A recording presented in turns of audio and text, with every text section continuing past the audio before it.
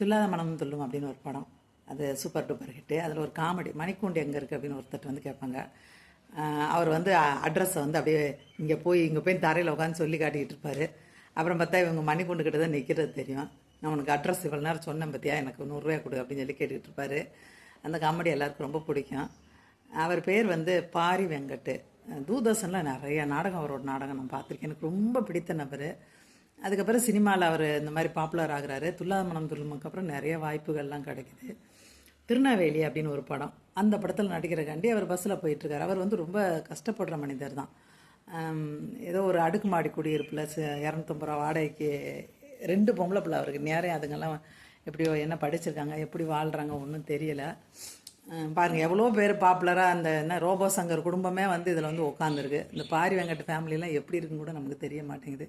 யாரை பற்றி மக்கள் தெரிஞ்சுக்கணுமோ அவங்க தெரிய மாட்டோம். சம்மந்தம் இல்லாத நல்ல கொளுத்து, நான் நல்லா காசு சம்பாதிச்சிட்டேன், நாங்கள் குடிக்காத பொருள் கிடையாது, நான் யூஸ் பண்ணாது கிடையாதுன்னு ரோபோ சங்கர் அவளை திமுறா பேசுகிறாப்புல.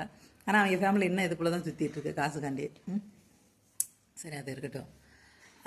அப்படி இருக்கிறதாங்கன்னா அவர் கஷ்டப்பட்ட காலங்களில் கூட இருந்த நண்பர்களுக்கு அவர் உதவிகள் செஞ்சுருக்காரு. சாப்பாடு கூட்டிகிட்டு போய் வீட்டில் என்ன இருக்கோ அதை எளிமையான சாப்பாடு தான், அதையும் கொடுத்து அந்த மாதிரி ஒரு நல்ல மனிதராக இருந்திருக்காரு. ஒருவேளை அவர் உயிரோடு இருந்தால் அவர் வாழ்க்கையில் நல்லா வந்து கூட இருக்கிறவங்களுக்கும் உதவிகரமாக இருந்திருப்பார். திருநெல்வேலி ஷூட்டிங் போகும்போது அந்த பஸ் ஆக்சிடெண்ட் ஆனதில் அவர் இறந்துடுறாரு. யாருக்குமே அடையாளம் தெரியல. அவரை அடையாளம் தெரியாதனால புதைச்சிடுறாங்க. அப்புறம் அவரை காணம் தேடி அவரோட உடைகளை வச்சு இவர் தான் கண்டுபிடிச்சிருக்காங்க. பாவம், ரொம்ப கொடூரம். எனக்கு நினச்சி கஷ்டமாக இருந்துச்சு. இந்த முகம் எப்படி யாருக்குமே தெரியாமல் போச்சு அப்படின்ற மாதிரி. விஜய் அவர்களும், நடிகர் விஜய் அவர்களும் அவங்க அப்பாவும் வீட்டுக்கே போய் ஆறுதல் சொல்லிவிட்டு 1 லட்ச ரூபா, அந்த நேரம் 1 லட்ச ரூபா பெரிய தொகை தான் கொடுத்துட்டு வந்திருக்காங்க. பலர் உதவி செஞ்சதாக சொல்கிறாங்க. என்ன அந்த குடும்பம் நம்ம கண்ணு முன்னாடி கொண்டாந்து யாருன்னா காட்டினா நல்லாயிருக்கும். அவரோட மனைவி, அவங்க பிள்ளைங்களை நம்ம பார்த்தோம்னா நமக்கு ஒரு ஆறுதலாக இருக்கும். இப்போ நம்ம வந்து இந்த என்னது பரிதாபங்கள், அவங்க ஏதோ புரட்சி பண்ணுற மாதிரி நினச்சிட்ருக்கோம். நிஜமாலுமே யார் மனதையும் புண்படுத்தாத ஒரு காமெடி பண்ணுறதுனா முல்லை கோதண்டம் காமெடி தான். நிஜமாலுமே யார் மனதையும் புண்படுத்த மாட்டாங்க. ரொம்ப அழகாக இருக்கும் அவங்களோட காமெடி. ஆனால் அவங்கள வச்சுருக்க வேண்டிய இடத்துல இந்த பரிதாபங்களை தூக்கி வச்சுக்கிட்டு ஏதோ புரட்சி பிடிங்கிட்டு இருக்காங்கன்னு சொல்லிக்கிட்டு உட்காந்துட்டு இருக்கோம். இங்கே இன்னொருத்தவங்க மனதை புண்படுத்திக்கிட்டு தான் அவங்க புரட்சி பிடிங்கிட்டு இருக்காங்க.